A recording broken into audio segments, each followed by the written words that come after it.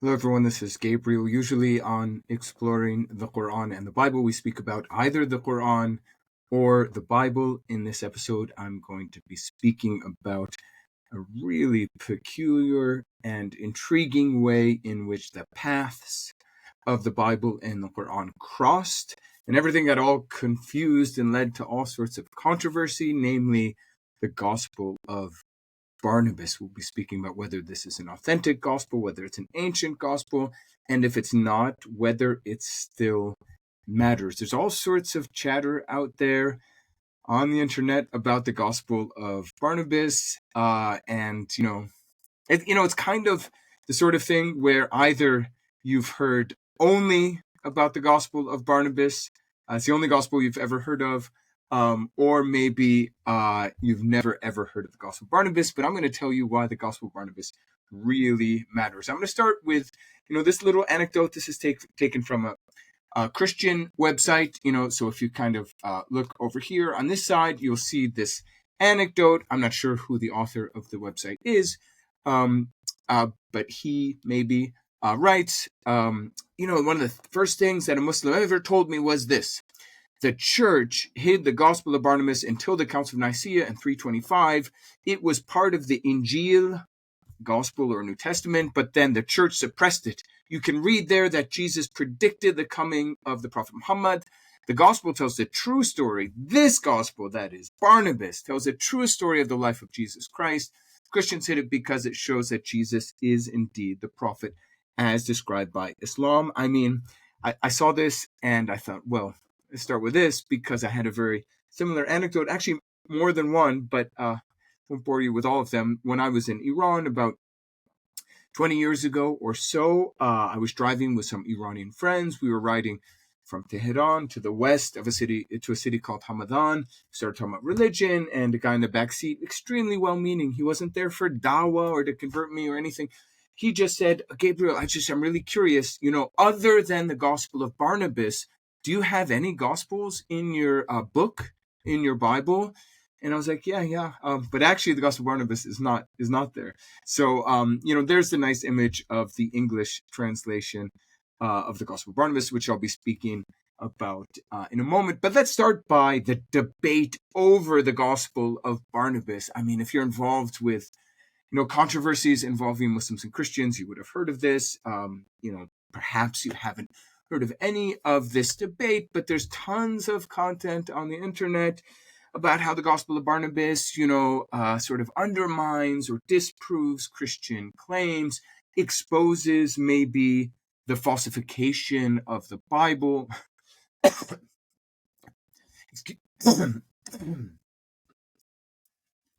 or maybe how the Gospel of Barnabas is the only true gospel.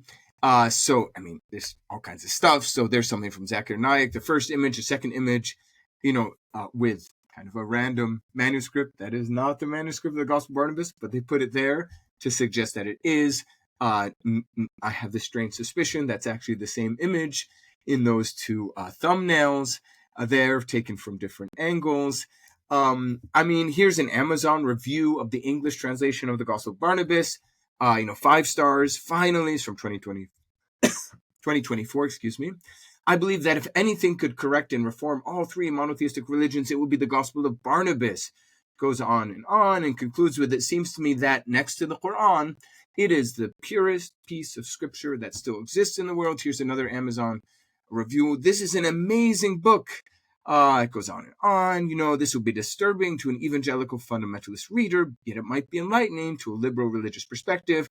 By the way, you should also read this book, Jesus, Prophet of Islam, by Muhammad Atta Rahim, Ahmad Thompson, something by Ahmed Didat, etc., etc. So there's lots of stuff. If you go to Arabic YouTube, there's a whole library of videos, not only sort of defending and celebrating Injil Barnaba, but some, kind of just scholarly academic takes saying, guys, calm down. It's a late text. It's not what you think it is. But here's one of those kind of defending and celebrating. Someone who calls in asks about Injil Barnaba. What is the truth about it? It goes on, I listened to a bit here.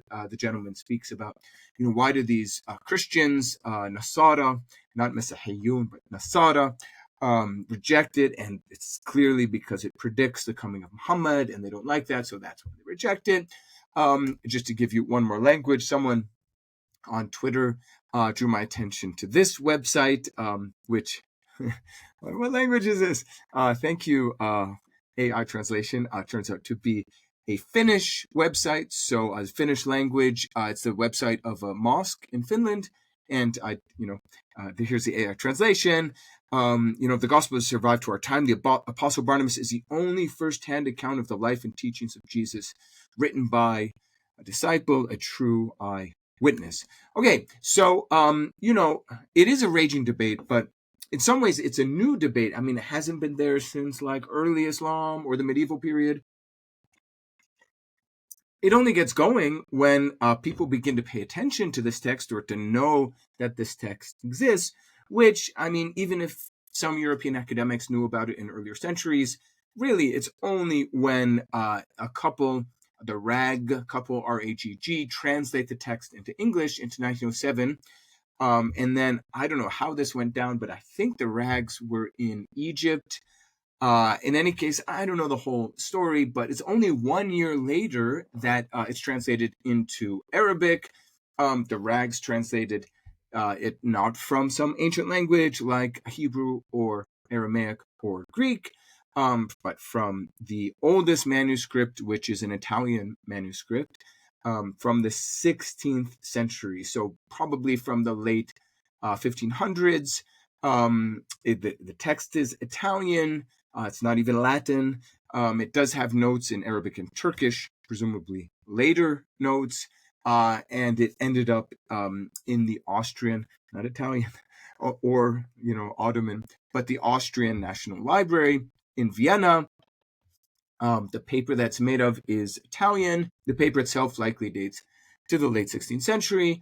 And, the style of writing is typical of that time. And so, it's quite likely that late 1500s or 1600 is when this text was written. The content itself sort of affirms that the text of Injil Barnabas. So big spoiler, don't stop watching because there's all sorts of intriguing stuff about the arguments of the Gospel of Barnabas and why it has had such a massive impact on Islamic ideas about the Bible.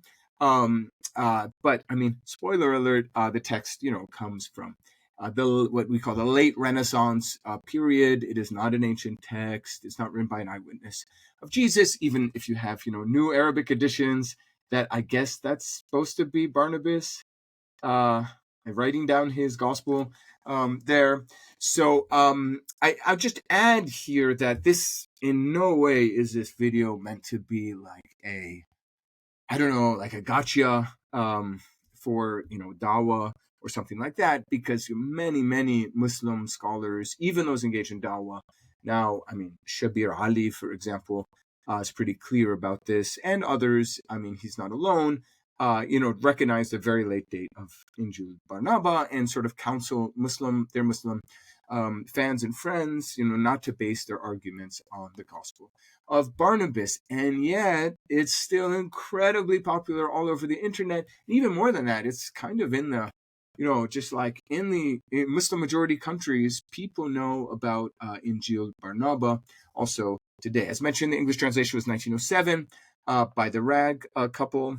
And then the Arabic was done by none other than Rashid Ridda, the famous Syrian or Lebanese scholar who was in Egypt at the time.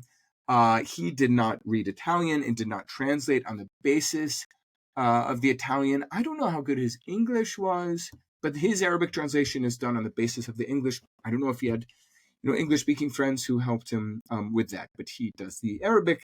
There's a second manuscript, which is later, and even through like linguistic analysis is clearly dependent on the Italian. So it's not super important, although I read, I'm not a specialist on this, but I read that some people think there could have been, an earlier version on which both the Spanish and earlier Italian version on which both the Spanish and Italian manuscripts are dependent.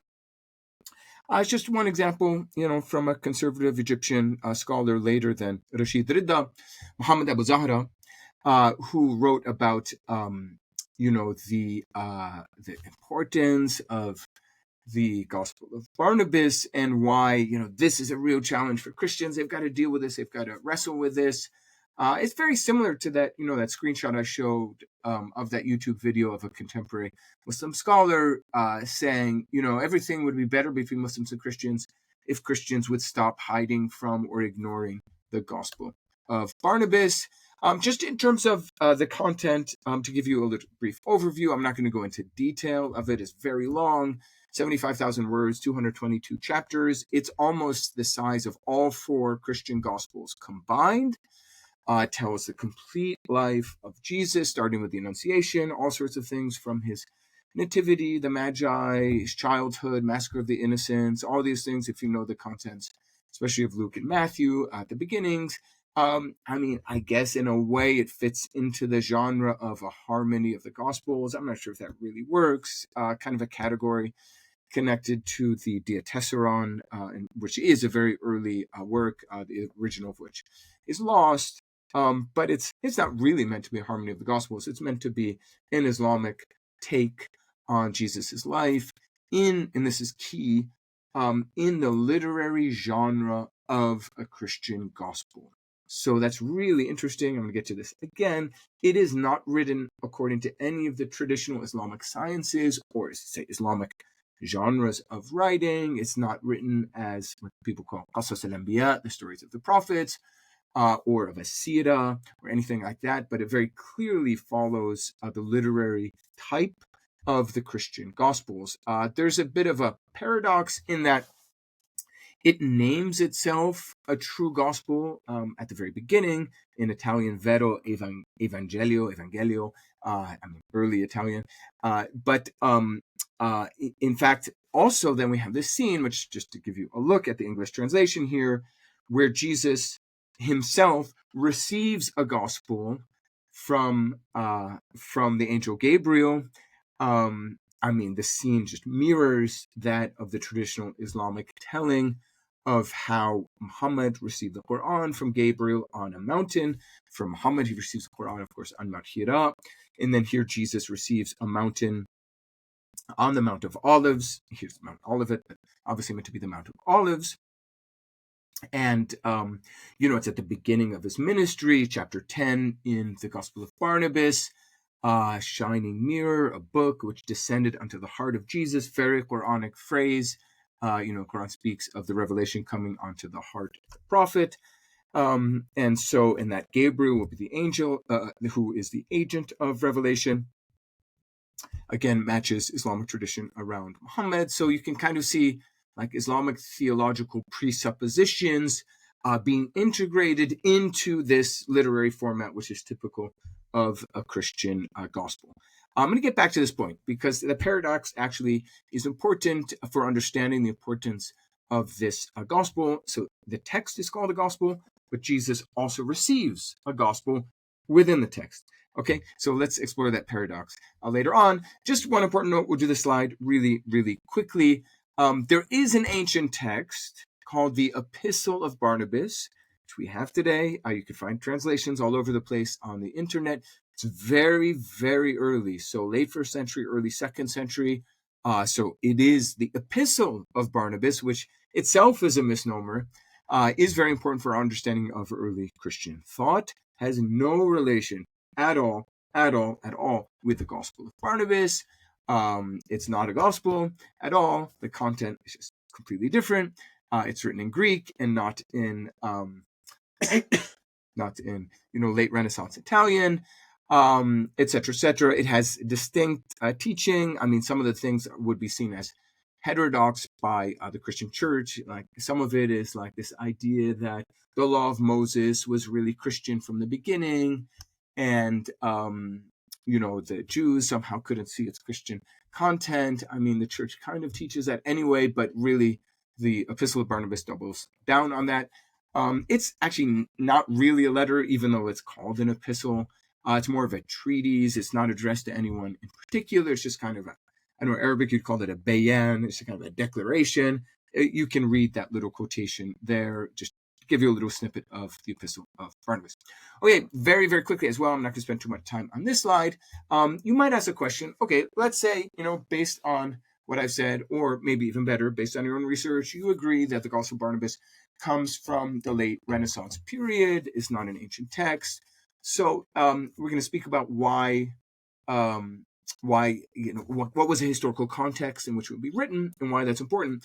But let's just, for now, ask, like, why would the author make this a Gospel of Barnabas, use Barnabas, the character of Barnabas, as sort of his mouthpiece to present his tale about Jesus? So you may or may not have heard of Barnabas, on Arabic Barnaba. I'm gonna just share some of the key passages. He does not appear in the four Gospels, Matthew, Mark, Luke, or John, but he does appear in the fifth book of the New Testament, known as the Acts of the Apostles, which is written by the same author of the third Gospel, by tradition Luke. And so people usually say, it's kind of shorthand, that Luke is the author both of the Gospel of Luke and of the Acts of the Apostles. So there in chapter 4 already, we have a reference to an apostle, or rather to a man named Barnabas, whom the apostles named in that way, and that he comes from the island of Cyprus. By the way, this image here, I'm going back a slide. This is the traditional tomb of Barnabas on the island of Cyprus today, the traditional site of his burial, where he is sort of venerated. I imagine, although someone could mention in the comments, that he's kind of the patron saint or the national saint of the Cypriots. Okay, so there's a reference, and then really key, this is kind of the answer to the question why Barnabas. He has a special relationship with Paul. So soon after Paul's conversion, as he goes to Damascus, it's Barnabas, in a sort of avuncular, uncle-like way, who kind of takes him in, takes care of him, brings him to the apostles. He kind of tells everyone, like, guys, Paul is a good guy. You should trust him. Don't be suspicious. He's really a believer now. And then Barnabas himself is called an apostle along with Paul in Acts 14. Oh, by the way, it's a cool story. If you want to read Acts 14, you can do it on your own. But the cool story is that, Barnabas and Paul are wandering around and they go into some city. Someone mentioned in the comments, please, in Acts 14. So they're traveling around on their missionary journeys, right? And they go into some city and they're preaching. And, Barnabas is really kind of powerful and Paul is really eloquent. And so the pagans there are like, whoa, these guys must be the pagan gods. They think that Barnabas is Zeus, the king of the gods. So that's pretty cool. And they put like garlands or something around them. And they're like, you guys are gods. It's great. And they're like, no. Please, guys, this is why they're tearing their garments in verse 14. Okay, and then really key as well is that Barnabas splits with Paul. So they have this fight. And, the contention seems to be, over this character called Mark. But then we read that Barnabas went off to Cyprus and Paul went a separate way. So that's key, right? Because Paul is a really critical figure in sort of the Islamic take on early Christian history, in that Barnabas has a certain precedence above Paul, because he takes Paul in Acts 9, and then that he splits with Paul in Acts 15 makes him a very attractive character for someone who wants to give like a counter narrative to the traditional Christian take on the life of Jesus. And then in Galatians, one of Paul's letters, you can see a little bit of animosity coming through there. So this is interesting, right? Because it's not from Acts of the Apostles anymore. It's not from Luke, but from Paul himself. You see a little bit of animosity in that bit between, or at least from Paul towards Barnabas. Okay, and very quickly, I'm just not going to spend a lot of time on this. You can read or ask ChatGPT or something about why people argue that the Gospel of Barnabas is not ancient. But just to give you some examples, I mean, there's all sorts of bits which sort of pin it to late Renaissance Europe. Like there's Jubilees was this thing in the Catholic Church, which they start in a certain interval in the medieval period, and the author of the Gospel of Barnabas assumes that in the time of Jesus that they were a thing according to the same interval of medieval Europe. There's different things about how wine is stored in the casks and food, like all these little interesting details which show that, like, okay, the author is in a world in medieval Europe trying to write a story about antiquity, very late medieval Europe or late Renaissance, trying to write a story about antiquity and imposing upon antiquity the things he knows from his own world. Like, I don't know, if you wrote a story about Napoleon and, I don't know, like a cell phone or something showed up in the story, it's that kind of bit. And then there's all sorts of inaccuracies about the life of Jesus. We're not talking about theology here at all, just kind of basic history. It says that Jesus was born during the reign of Pilate, but Pilate's reign started on AD 26. Medieval Christians thought that Adam and Eve ate an apple. The book of Genesis does not say it's an apple. It says the fruit of a tree. He has them eat an apple. The geography is all over the place. The author of the G.O.B. has Jesus sail to Nazareth, which is up on a mountain and not on the shore of the Sea of Galilee, and go up to Capernaum, which is on the shore of Galilee and not on a mountain. The city of Tyre today in southern Lebanon, of course, nowhere near the Jordan River, is said to be near the Jordan River.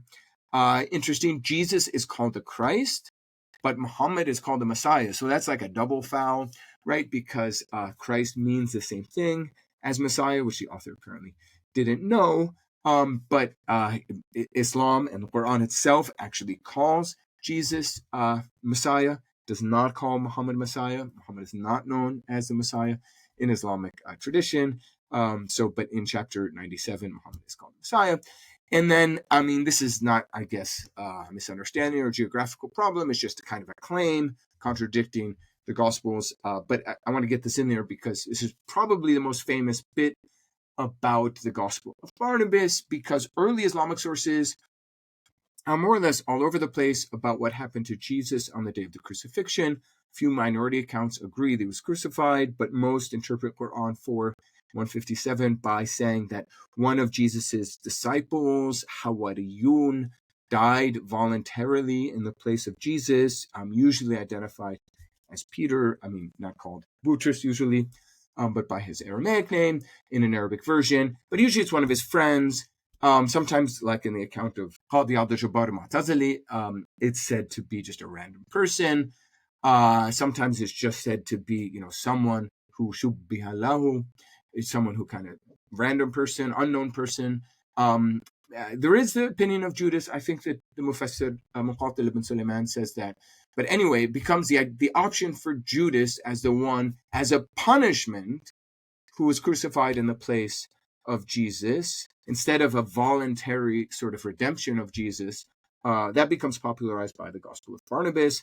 My favorite example to demonstrate its popularity is the 2007, I think, movie from Nader Talebzadeh in Iran, known simply as The Messiah, available on the internet in Farsi with English subtitles.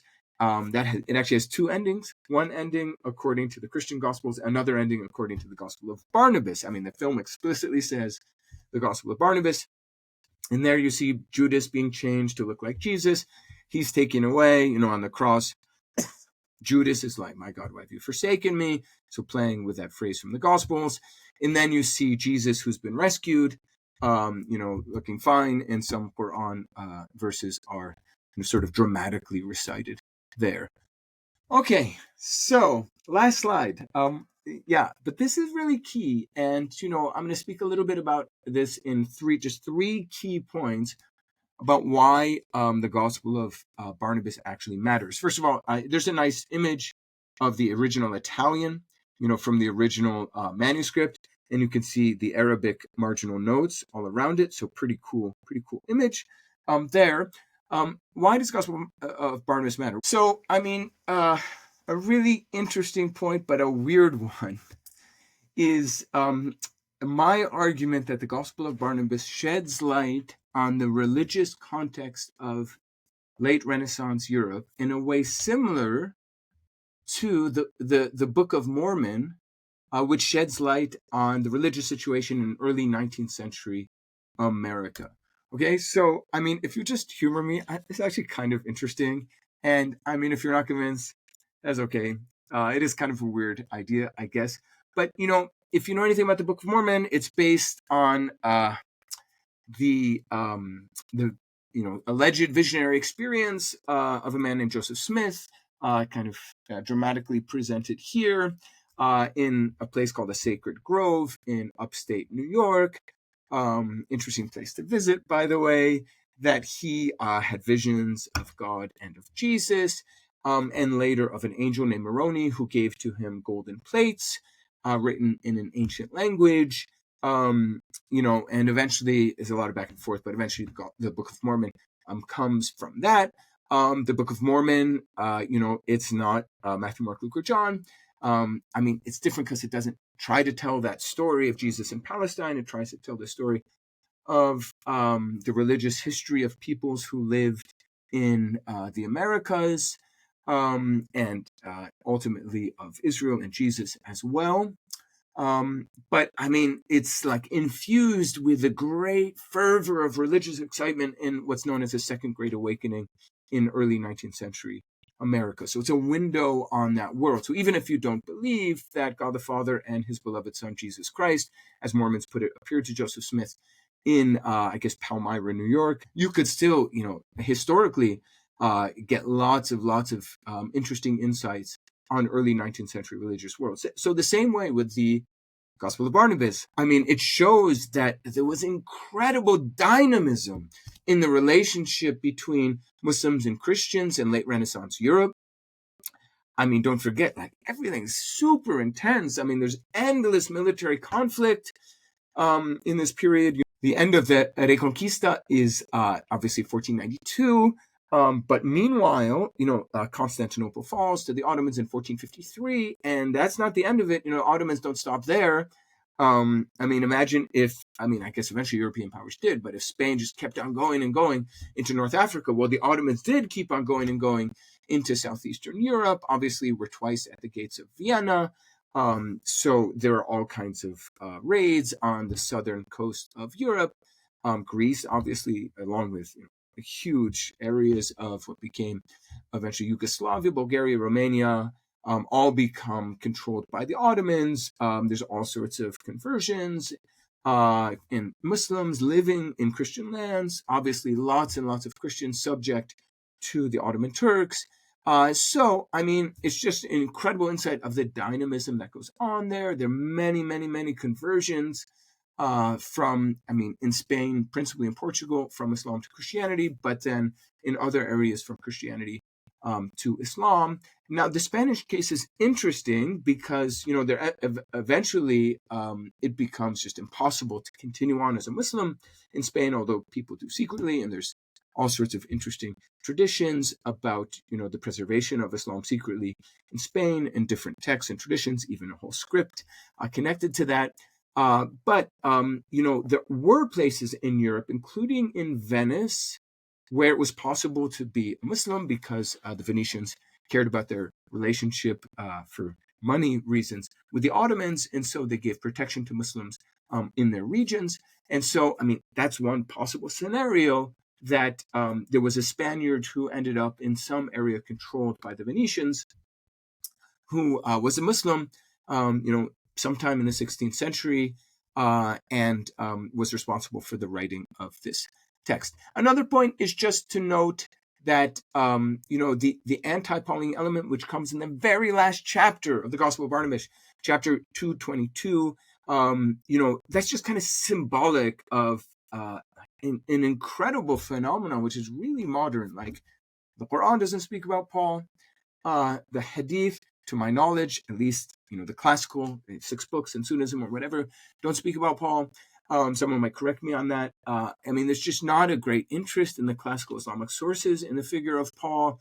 But in the medieval period, for different reasons, and it's a little bit of a complicated story, Paul becomes more and more sort of, the target, I guess it's a bad way of putting it, but he becomes sort of the key player, the big player in the Islamic counter-narrative about the rise of Christianity. And that just explodes in the modern period in 19th, 20th century, when in the West as well, there's a lot of anti-Pauline feeling among different scholars, secular and different religious persuasions, also among feminist scholars and other sorts of scholars who really don't like Paul.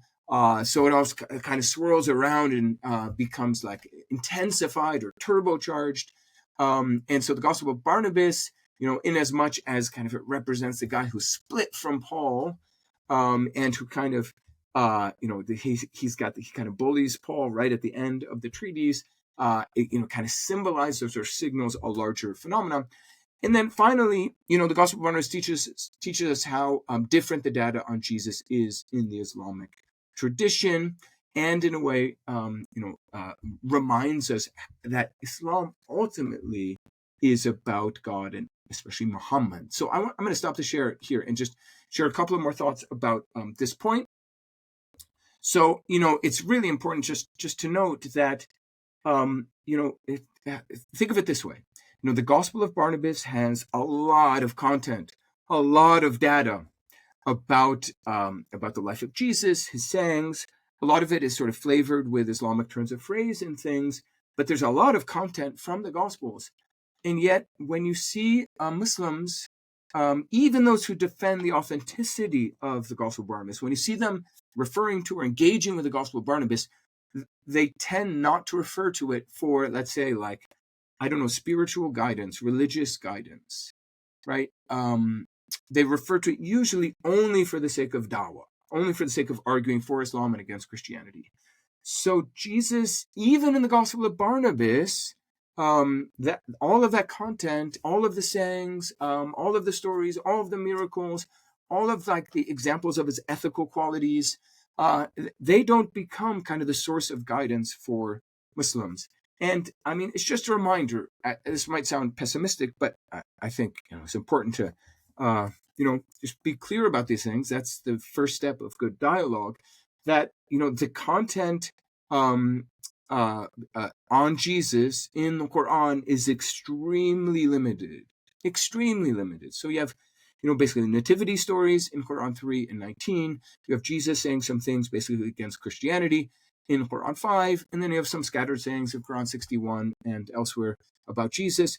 But I mean, the huge sweep of narrative material stories about Jesus in the Gospels or in the Gospel of Barnabas, I mean, like, everything he does in Galilee, everything he does at the Jordan River, all of his interactions with the Pharisees and the Sadducees, and all the conversations about the Sabbath or the Beatitudes or the polemics against the Pharisees and the scribes, or the Transfiguration, or his travels up into Gentile territory in the Decapolis or Tyre or Sidon, his reading in the synagogue in Nazareth, the various miracle accounts, all of the engagement with the Judaism of his day over things like the Sabbath and the law generally, what makes you pure or impure. I mean, none of that is there in the Quran.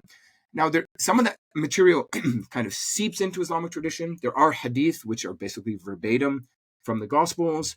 And then there are later sayings in works like the Ihya al-Ulumuddin of Ghazali, which engage with biblical material or have new sayings that actually have nothing in common, or stories that have nothing in common with biblical stories about Jesus, where he says completely new things, kind of becomes a zahid, an ascetic in those things.